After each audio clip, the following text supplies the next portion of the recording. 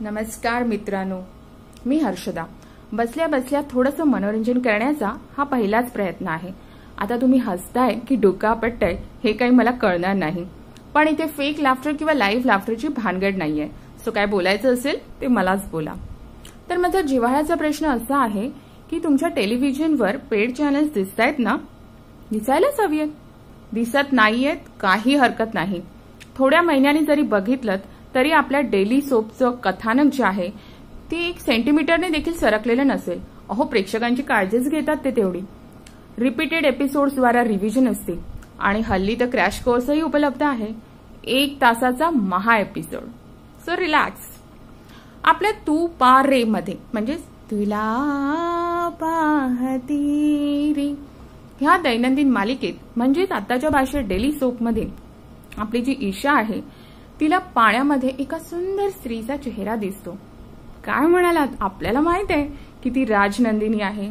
आपण हुशार आहोत. पण ईशाला कसं कळणार? कारण एवढ्या मोठ्या सरंजामींच्या वाड्यात त्या राजनंदिनीचा एकही फोटो म्हणजे फोटो फ्रेम अस्तित्वात नाही, म्हणजे हार्ड कॉपी नाही. आणि त्यांच्या घरात डिजिटल क्रांतीचं वारही नाही, म्हणून सॉफ्ट कॉपीही नाही. काय म्हणालात? आता काही चेंजेस झालेत रिसेंटली? सॉरी, मी बघितलं नाहीये, समजून घ्या. ओके.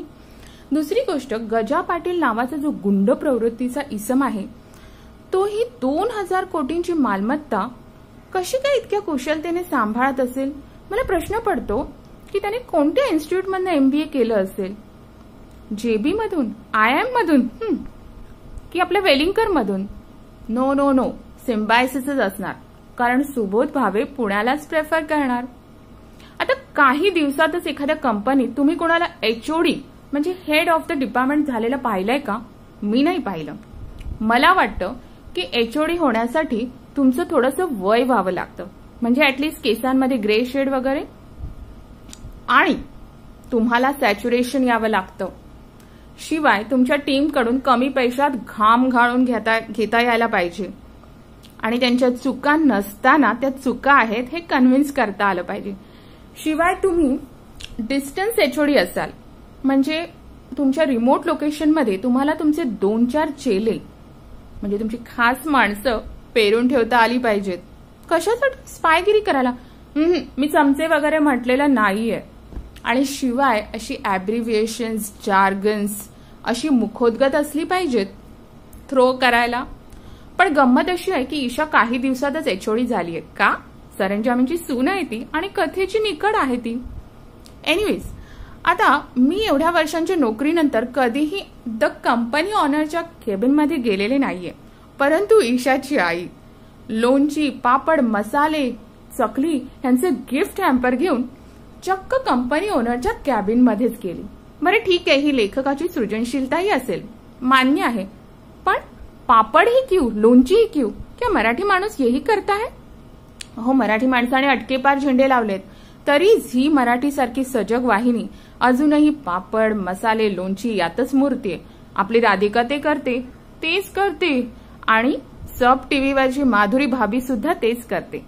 परंतु मी जर मार्केटमध्ये जाते तर मला आची आणि रामबंधूच दिसतात.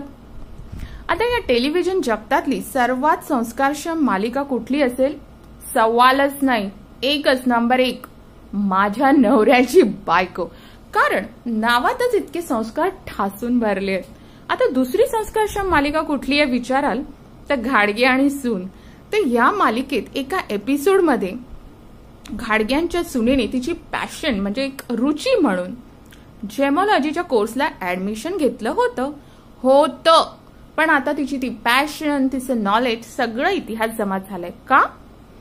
कारण तिने घरात एक भलताच ऍडव्हान्स कोर्स सुरू केलेला आहे. कोणता म्हणून काय विचारता?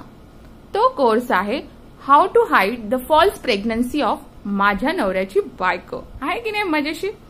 तर आता स्टार प्रवाहावरची एक मालिका आहे नकळत सारे घडले.